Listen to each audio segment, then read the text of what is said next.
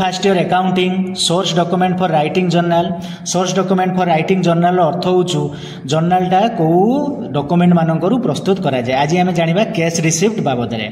When cash is received, a receipt is issued to the person paying the cash. ଯେତେବେଳେ कैशटा कौन करा जाए ना रिसीव करा जाए जड़े जदि क्या पाखु पैसा रिसीव करे पैसा पाए ताहले सी कौन करे ना गोटे कैश रिसीप्ट दिए क्या जो पर्सन पाखु सी पैसा पाई थाए ताकू कौन करे ना गोटे कैश रिसीप्ट दिए गोटे कैश रिसीप्ट बाबद गोटे डॉक्यूमेंटा दिए। It is prepared in duplicate by the cashier.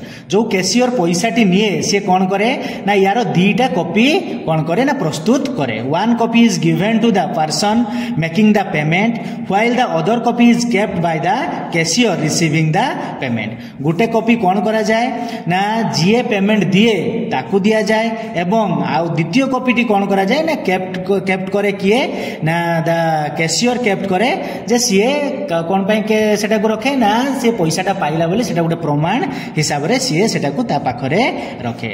The cash receipt